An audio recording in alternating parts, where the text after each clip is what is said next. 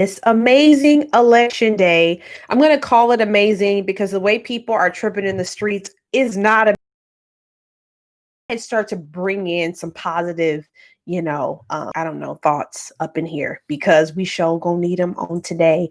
Y'all, welcome to the Don't Be Useless podcast. I am Priscilla Black and I am so excited to celebrate episode 60. I don't know if it's on the 10th of a number, it's just exciting. 40, 50, 60. This is episode 60. Been doing this over a year, have learned so much. But what makes it worth it is you guys. You guys are the best people who listen to the podcast. I checked a message today and it was from a friend a while back who was like, hey, I was at a low point. I turned your podcast on an episode you did a while back, and it made such a huge difference for me in that moment. So she said, I just want to thank you for continuing to show up and put things out here no matter what. And you guys know it. I've said it before, but I would do it for the one.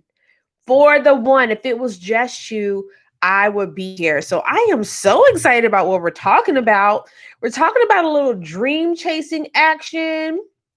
We're talking about election sanity is what I just defined it as, y'all. We can't be losing our minds in these streets. Before we go any further, definitely hit like if you're on YouTube and you're able. If you're on Facebook, what's up? I got to say my haze. Drop something in the chat, guys. Let me say what's up to you. But before we go any further, I like to really remind us of why we're here. Y'all, we are here to help you deliver on your vision, build your confidence, and we want to help you really get the courage to use those God-given gifts. Everything we do and say here is meant to elevate you. It is meant to give you that extra pep in your step, if you will. Okay? So welcome in, and thanks so much for being here.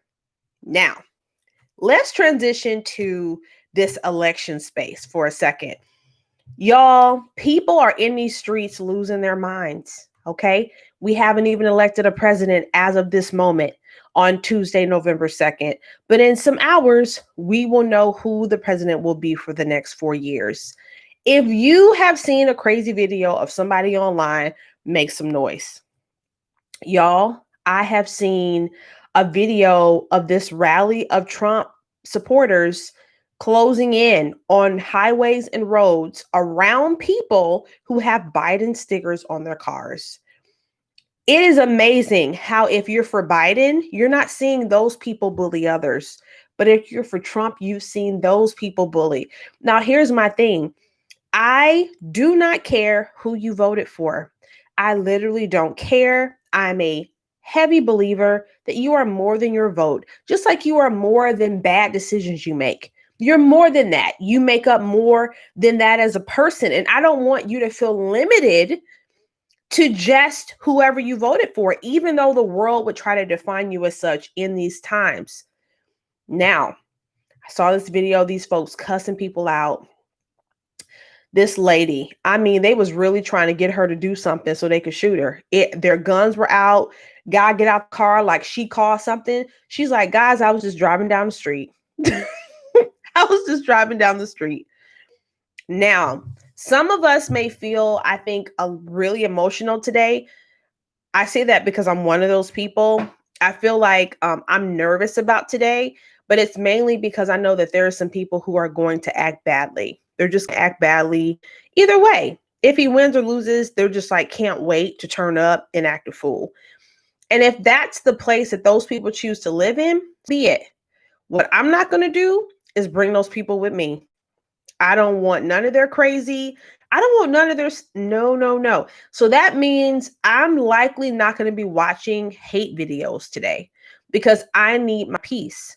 And especially with the work that I do and showing up for the Prolific Pursuit, you guys, the Pursuit Club, all this stuff, guys, I cannot pour out of a toxic space. So I can't but I encourage you to do the same. If you know that a video is going to anger you, please think twice about clicking on it. Please think twice. If you're a believer in Jesus Christ, please use your power and pray, right? Say something about what you see, how you feel about it.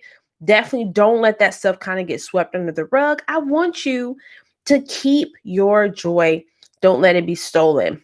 Now, Y'all, before I leave this topic, I have something that really annoyed me and I have to share it. And I don't know how it's going to sound around this election stuff. Let me say it. Yeah, so Andrea commented on the video. She said the bus getting chased out of Austin. That was so bad, wasn't it? I saw that video too. And the one I'm referring to is even different from that. It's just people rallying in the name of hate all over.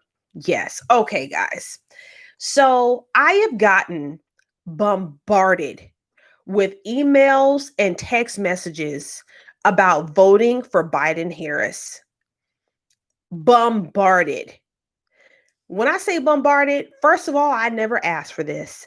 Second, y'all hitting me up with like 4 or 5 emails a day. My inbox is getting flooded. Flooded.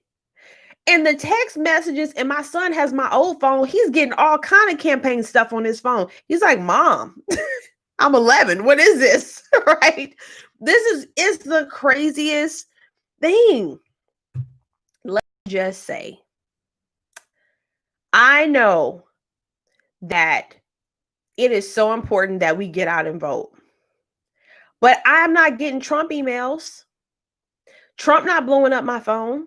Trump not shooting me emails. So it made me think, I'm getting a lot of Biden stuff, no Trump stuff. So y'all done found out I'm Black. And so what? Trump don't want nothing to do with me, but Biden does? Which made me a little bit irritated because I'm sitting here like, there's an underlying assumption that because my skin is Black, or that all of Black people think one way. And I'm not talking about just politics, but literally the assumption that we have one thought. So only one party should be appealing to us really, really bothers me. But at the same time, I'm bothered by the simple fact that you do anything because I'm Black. I don't like that. I do not like that.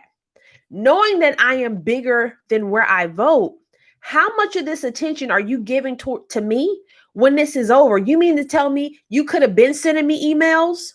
When the president, whoever it is doing whatever, you mean to tell me you could have been communicating with me? Yet all I get is some tailored message from various news outlets. So y'all got all this power, yet so many Americans are in the dark, don't have no what is correct, what's not, whatever it may be. But now that my skin is brown, let me tell you something. I hope you still love me. Hope you still love me after this. But y'all, I don't like claiming party. So I intentionally don't claim party. So it's not because of a ballot that you decided to send me only Biden Harris information constantly. You had to do it because my skin. And that is an issue for me. God bless America. So with me being annoyed by that, I'm like, Jesus, I am so upset because I believe God wants to hear from us about all the things, right? God, I'm so irritated that my country is still minimizing me to my skin color, even in this microaggression type of way. I don't like it. I do not like it.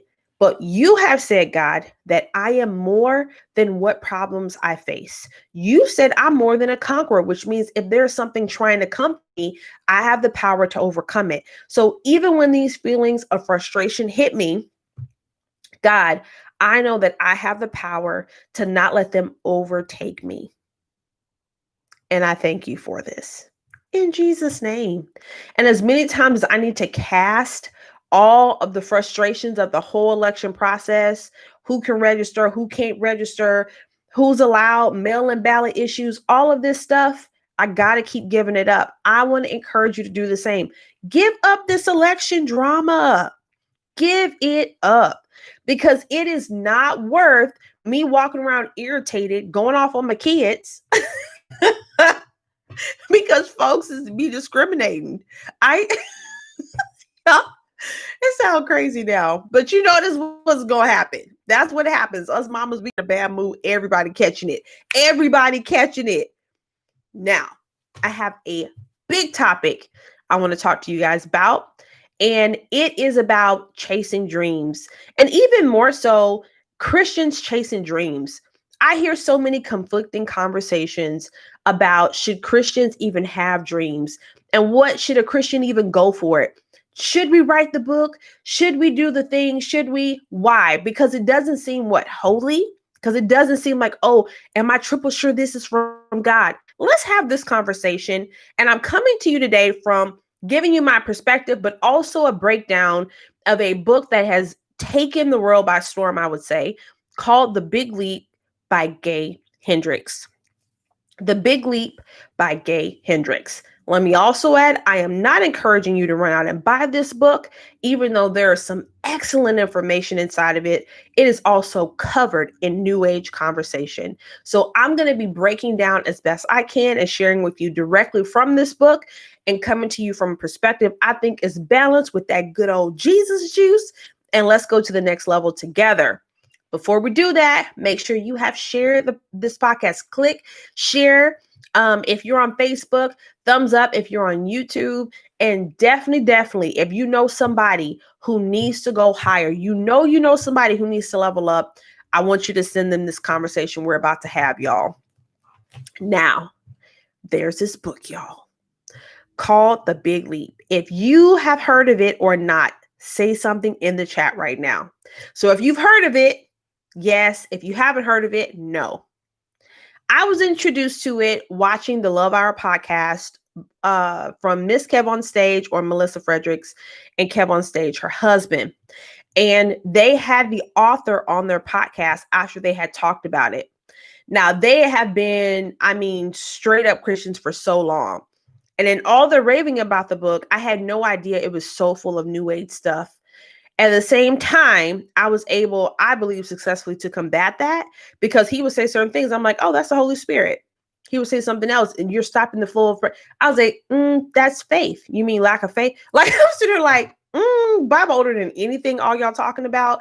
So I'm going to stick with my belief system. But guys, there are some bomb drops that I need to share with you. First of all, this guy who's done over 35 books, most of them with his wife. He's a licensed professional, older guy. He's the kind of guy that you would see like living in the mountains with nobody around him, just in peace all the time. But no, they got kids and grandkids or whatever. Super nice guy, great personality from the interview that I saw. He said in his book that there are 4 zones that you can operate in. When I say these 4 zones, I want you to think about your job first and tell me which one of these you think you're in. The first one is the zone of incompetence. It's the lowest one. It's the one where you actually are not good at doing what you do. You just kind of stumble through it. Incompetence. The second is competence. You're okay, but there's a lot of other people who can do it better than you. Incompetence. The third out of 4 is the zone of excellence. This is where you have a high level of performance. You do this extremely well. And then the 4th is the zone of genius. You are one of the best to do it. You don't know very many people around you that also may have this unique gifting that you have. Now, when I think about different things in my life, y'all, I believe I hit 3 of these 4 in most areas of my life. Incompetence. I am an incompetent cook. Did I say that? I think I did. Y'all, I can follow a recipe, but because it stressed me out so much, I don't be wanting to do it. And so I had to own the fact that's why I don't cook that much. I don't like it. It's stressful. Do y'all hear me? It is stressful. So I'm like, I am incompetent cooker. I probably have 3 meals I can whip off the top of my head and people like what they just ate. I'm just being honest with you. I'm just being real. Incompetence is I'm stumbling through it. That is not my favorite space to be, is cooking. What is one of your incompetent areas for those watching live? Can we just have community for a minute? What is something you stumble through? For me, it is definitely cooking. It's just not it for me. The second zone, guys, competence, I'm okay. I am okay at, let's see here. I was going to say being on time. I don't know. That might be incompetent too. Okay, let me move on to excellent. I believe there's an excellence that I have in the area. She said, God sent her a man that can cook. That is amazing. He already knew what I needed. Look, me and my husband both deficient, girl. Deficient. I would say for excellence, I think that is for me, one of the areas is being there for people. Being there for people. So that's just one of those things where there's a lot of people who are great at being there for people. But I think maybe part of it for me that I've noticed is once you're there, I'm there for you, we're coming out. So I think part of the excellence for me is my drive for you to be out of this. And how do we do that healthily? Like I will stick side by side, like heavy, y'all. And then the genius, I don't know if I know that for myself, but he talked about it in such a way that, let me tell you, what he essentially said is it's not just going to be one thing, but you should be trying to move towards your zone of genius and working out of that space for your life. That is what you're supposed to be going towards, says this author. And so then he goes on to talk about all the things that will keep you from reaching your zone of genius. One of those things he said is, he's defined it as the upper limit problem. The upper limit problem. He says there is a subconscious way that we keep ourselves from breaking through a ceiling in certain areas so we can keep ourselves comfortably in excellence, incompetence, or competence. He said that many times there is a ceiling we have not broken beyond in order to operate in our zone of genius, really what we're excellent at doing. Y'all, I might snatch wigs on this one because this information is so good. And I'm going to tell you how I match it up against the word of God, because that's what I live by, y'all. He says we will create fake problems and self-sabotage ourselves. And we do this in our unconscious mind because we are afraid. He gave an example of this. Okay. Again, this is some new age stuff. So I'm filtering that out in what I'm sharing with you. What he said is you'll have a big promotion at work. And then the next day or two, or sometime close to that, you'll have this knockout argument with a parent or your husband. And the argument, it really is rooted in your fear of everything is going too good. The other shoe has to drop. Might as well throw this thing into motion while I'm here. So he said, I want you to take a look at all the highs you've had. And if you notice a pattern of chaos or drama happening shortly thereafter, he said this is one of the ways that we self-sabotage ourselves. He named some other things that are upper limit problems, and I wrote them down for you. Worry, he said, is an upper limit problem, meaning it limits you from going higher into your zone of genius. Worry, he says, is an addiction. Worry is an addiction. He said it's one thing to worry about the fact that you might have left your coffee pot on when you drove to work, because that's something you can control. You can go back. That's reasonable worry. Yes. So yes, somebody on YouTube, hey, Christy, said worry. That's me, y'all. He said that worry is something, if it's something you can control, fix it right then. He goes on to say, but it's also very irrational to worry about things that you can't control and don't even exist. So to actually begin to worry about car accidents, to worry about, I don't know, he named stuff, that literally in this moment you have no control over, but you allow the worry to overtake you, he says this is a straight up addiction. So worry keeps you from operating in your zone of genius, because even if you do something in the excellent space and you have opportunities in your life, in relationships that can take you to your zone of genius, he says, you will self-sabotage with the worry and comfortably stay where you are because you don't want to risk whatever you're worrying about. If you are feeling this, I need y'all to say something. It done got quiet. I don't know if y'all listen to the information. The second thing, and this for me, honestly, punch me in the gut. This is me, y'all. An upper limit problem of blame and criticism. Blame and criticism. That a lot of times people will, and this is not the part that I do, I'll tell you the part of this that I do, where we will blame shift or criticize someone for something that they're doing. And really, if we're not careful, what we're doing is we're stirring up pretty much like a little tornado.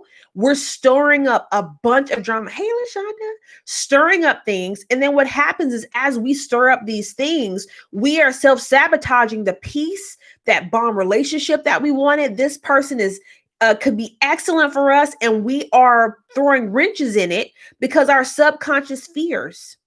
And so for me, when we first got married, I used to blame and criticize so much, so much. And I began to recognize, because I asked God for help. And so I'm like, why do I think like this? And I could see patterns of me thinking in this type of way since I was young. I could see it on my parents. Like it's a thing that was around, the critical attitude. And there's a part of me where it's good, where I definitely can, where I definitely can be like, you know what? I need to do this better. And I know better now than to beat myself up, which is what I coach. Don't beat yourself up, but just own where you are.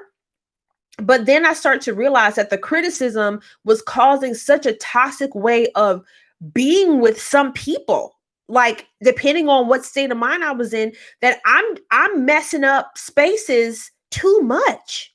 And that's probably why I have one of the pillars of the prolific pursuit: elevate your environment. It should be better because you came, because you showed up. Your environment should be better. You should be killing, right?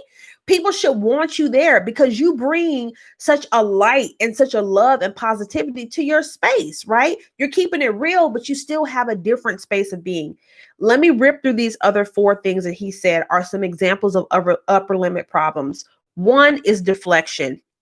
Deflection. So instead of allowing a compliment to land with you and accepting what he said was positive energy, but I would say positive anything, just remove the word energy for me. But instead of letting those positive words really penetrate your heart, you deflect them over and over. So someone said, oh, that's a cute dress. Oh, I just got this for $1 at the thrift store. Oh, I like your hair today. Oh, girl, I had this for 2-3 weeks. On the golf course, hey, man, you had, I don't know how to do that one. You only had, you made par. There we go. You made par, which means you hit the number of times they said it should take to hit the ball in the hole. And you say, oh man, it just happened. Must be a good day today. Instead of saying, I appreciate those positive words, or man, thank you so much for noticing. Instead, we'll deflect all these positive things away from us when we should truly receive them. And I believe they're packaged in the gift of God. Positive things being said to you is a gift. It's a gift. All right. The next one was hiding significant feelings. Y'all, we about to get deep. He said that sometimes we will have these significant feelings on the inside of us and we will hide them. So for example, we may have a significant feeling of being afraid to succeed. And instead of facing the feeling that I am afraid to even succeed, maybe you're afraid to fail. And it's a significant feeling. What makes it significant is you are making decisions in order to protect this significant feeling. Well, I don't want to blow up too much because, right? Or I don't want to try this because if it doesn't work, these people will see all the mud on my face again. So not acknowledging and working through these things, he said, is a limit problem. Another thing he said was not keeping agreements. He talks about integrity and that whenever we are not truly being walking in integrity, that it's taking away from the wholeness we are supposed to have. This is very scripturally supported.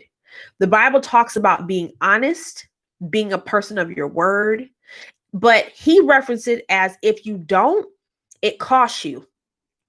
So he goes on to say, another limit problem is not speaking truths to the relevant person. He gave it, y'all, this one hit me. He gave an example of how you talking to Bobby about an issue you have with Susie is not going to help you. You need to talk to Susie so you can return to your place of going towards your genius zone, because you don't want to limit yourself by keeping that in the air. So essentially, when the Bible says pursue peace with all people, the people that you need to talk to, pursuing peace with them. So defining it as not speaking truths to the relevant person. So that means if you are in a relationship of any kind, there's been some situation and you guys have never talked about it. You've never gone to them with how that impacted you, how that sat with you, what it did. And then it keeps all this nastiness in the air. What it does is it can subconsciously keep you from really going to where you need to go, because you will start to work other relationships around the hurt you experience from your interaction with them. How we'll say that we'll keep carrying baggage from relationship to relationship. I believe that's packaged in not speaking truths to the relevant person. Let me just tell you that I believe there is nothing wrong with chasing dreams. I don't believe there's anything wrong with chasing dreams or wanting something big for yourself. What I do believe is an issue when you are some person who says, you know what, I follow God, is why you're doing it. Who's going to get the glory from what you're doing? Is it there to serve people as we are called to serve people? So I love if there's a cause, like for me, I'm an advocate for ending sex trafficking. It's one of those things that are really passionate about. And so even in my passion, I'm giving, but for me, I'm definitely giving because I know God calls me to be generous. He talks about that a lot.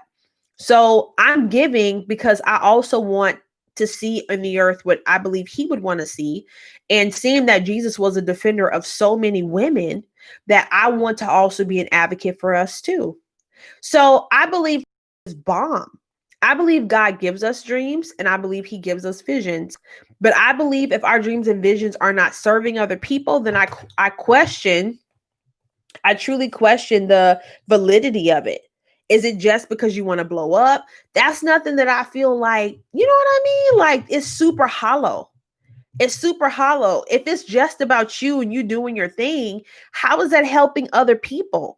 Especially in a time like this, there's so much darkness and hate, y'all. We got to get to a place where we want to see other people live good lives too and make everything better. Now, do I believe everyone's going to like receive what I'm saying and run with it? No, but it's still my job to say it. My job to say it, even if it's not heard. Y'all, can I share with you some of the questions that he said you should ask yourself? Now, again, what I'm doing is I am weeding out all of the new age talk that was in this book. But one of the things that he said was an upper limit problem, which I have carried with me for a very long time, and that is outshining.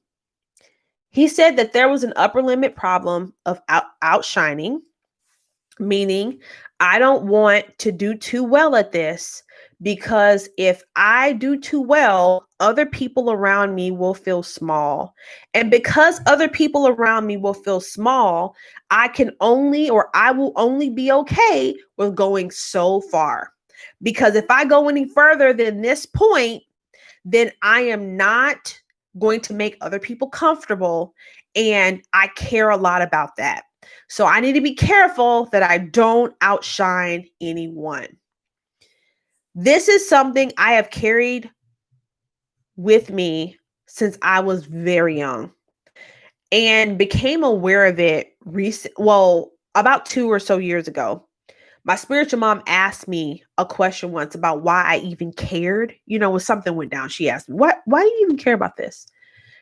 And I came to realize that I don't want to ever appear to be better than, so much so that I will sacrifice myself in the moment to not appear that way. When I would go back and visit my family out of town, I'm not going to bring this designer purse. I'm not going to bring these nice shoes. I'm going to take everything down as base level as I can because I don't want anyone to feel threatened by the fact that I have nice things. I have literally done this all of my adult life. I don't know about you, but that only lasts so long before you realize you are not living in the person God has called you to be. And there's a lot of things I think that we subconsciously, meaning we have not acknowledged out loud. We just keep adapting ourselves to all of this stuff around us. And we're living so much lower than we should. But meanwhile, God is saying, you're all of these great things. You're royal. You're the priesthood. You are a conqueror. And more than that, a conqueror. You are called. Get your vision. Go. Be good to people. Love. All of these messages that we know we should be taking in. And sometimes I think we truly do sabotage ourselves into staying where we are because it's comfortable. And I'm not advocating making dumb moves. And that's one of the reasons why I created the Pursuit Club, because there is enough and on our way to enough information, support, and guidance, and just an awesome atmosphere for you not to make dumb decisions, right? So I'm not saying if you're dream chasing, you're just jumping out into clouds. No, there's a way to do it, right? There's a way to do it. And so I want to encourage you to not let failures of the past or sometime where you tried and it didn't work to keep you from actually reaching your full potential. Where are you supposed to go? What are you supposed to be building towards? What is it in this season or time that should be getting your attention? Here are some of the questions that he had, that he mentioned in this book, about asking yourself to help you break through upper limit issues. And so I call them roadblocks. What are some of the things that are in your way, in the middle of the road, that is keeping you towards actually reaching your destination? One of the things that he mentioned in asking yourself is, am I willing to feel good and let my life go well all the time? Am I willing to feel good and let my life go well all the time? This question speaks to the fact that some of us get used to having drama and things go bad after something goes good, and we will sabotage it ourselves for the sake of cycles. Next question. Are you willing to feel the fear to acknowledge that it's there? Take a breath and face it. With this one, I'm thinking, wait a minute, the Bible says that we're not supposed to be jumping into fear and this and that. But then I said, wait a minute.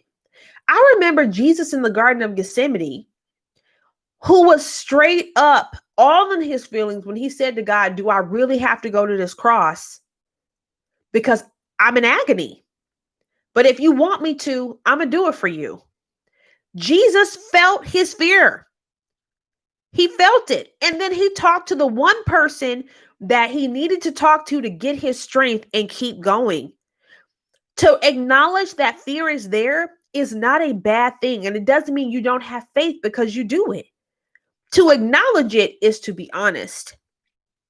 The next question is, have you breached integrity with yourself? Is there some part of you that you're not being truthful to, and therefore you are causing yourself to walk away from the wholeness that you should be operating out of? The fourth question he said was, What important feelings am I not letting into my awareness? Now, this one I liked because it actually speaks to the fact of, oh, y'all, I think this one speaks to the fact that the church has done such a bad job of making the word authentic.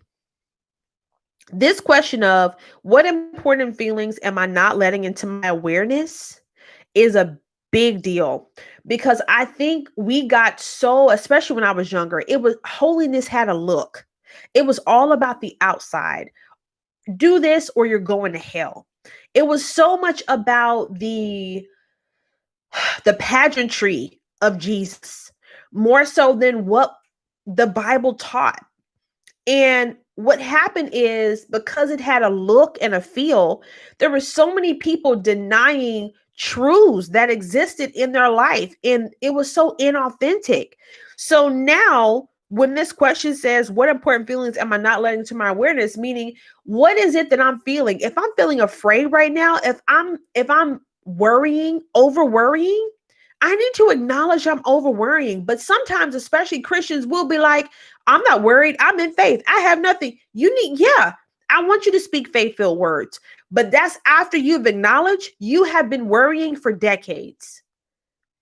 You're used to worrying. It is a part of your primary thoughts. Just like with me and criticism. Gosh, there is no way that I'm trying to be a critical person at all. No more. And it's something I have fought against forever. So I had to acknowledge it consciously. Criticism is an issue, right? And therefore, I'm able to kind of break into the next level. Another question is, where in my life am I not telling the full truth?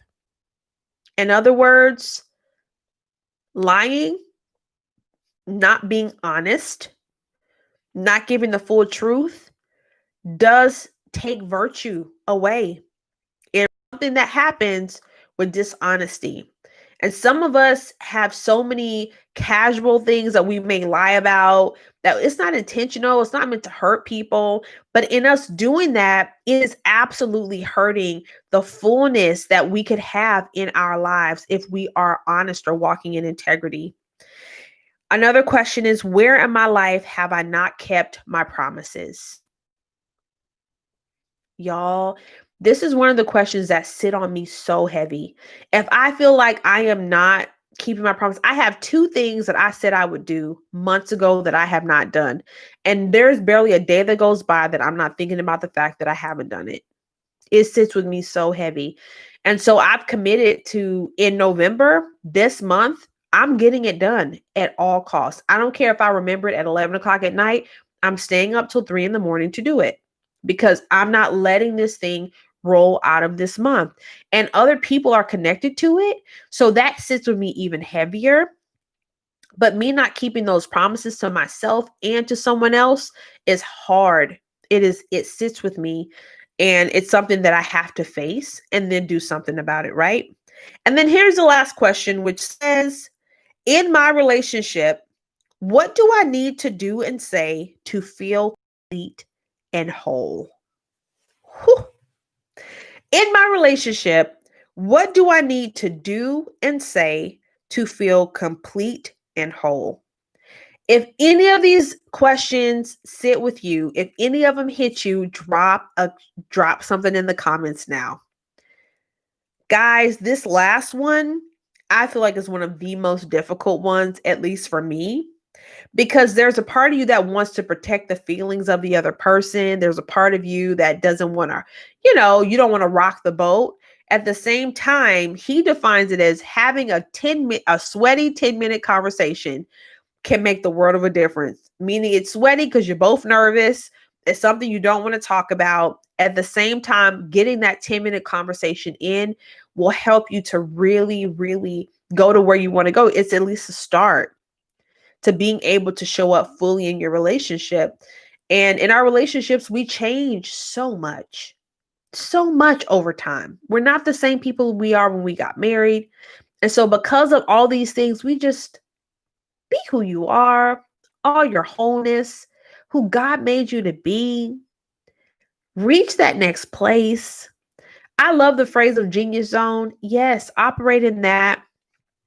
I'm not so much of an advocate for the positive energy vibe and some of the things that he mentioned in this book, because what I have found to happen is it turns into you as a human have all the power. Therefore, you don't need God. You control everything yourself. And that way of thinking is extremely dangerous to me. And so I do not and will not adopt that way of thinking, which is the only reason I will not recommend this book to people because of one time he referenced evolving from animals. Guys, there's no way in good conscience I can just recommend that people read this. But there are so many things in here that are scriptural, that are sound, and that are just excellent, like therapy conversation questions that I think really, really can help us elevate to the next place. Y'all, I have dumped so much information on you. So much information. At the same time, I feel like it is one of those things that when you really can be honest with yourself and acknowledge the areas where you may be sabotaging your own success, maybe even sabotaging your own wholeness, right? Your own joy. I think sometimes Jesus is used to run away from truth.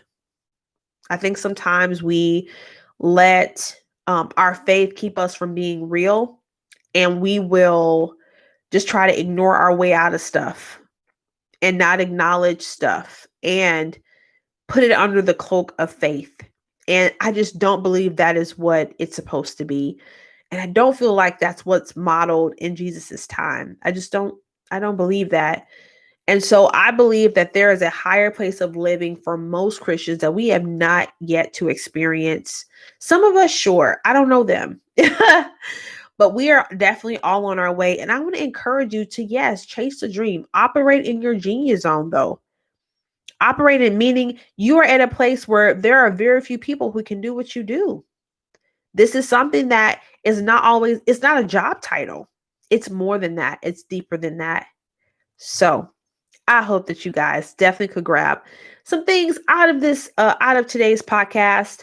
The drawing that we do at the beginning of every month has moved. It has moved into the Pursuit Club. The Pursuit Club is a membership club that is all about walking out your full potential. So we're coming in with dreams of our own. I have future authors, future YouTubers, future everything that sits within the Pursuit Club. And I want to invite you into it. The Pursuit Club is located at prolificpursuit.com. So if you go to prolificpursuit.com, you're able to scroll down and sign up for the club. This website was my backup as my original one got hacked, but it gets the job done in allowing you to sign up for the Pursuit Club and not miss out. It launched yesterday, 11/2, and we had a great kickoff, but you won't miss a beat because we store everything inside of it. So make sure you give it a shot, take a look, see what's inside. We have what we call for book club. Those are our book baddies. Our baddies are in the club who care about elevating by reading and staying, on top of things. Something else, a message that I want to share openly is it's not just for young women. There is wisdom to be learned from those who have lived longer than us. So it's not just a young woman's club. Let's get that out of the way. Purpose is for everybody. And the Pursuit Club is all about being intentionally living and building purpose into our lives. And that's what we do with fun and from yours truly, the coach, Priscilla. So I love you guys so dearly. My monthly giveaway, again, has moved into the Pursuit Club. And so that's where it's going to be, no longer on the Don't Be Useless podcast. If you guys have any comments or thoughts on this, you can email me at hello@itspriscillab.com. I can't wait to talk to you there. I will see you guys next episode. Have a great day.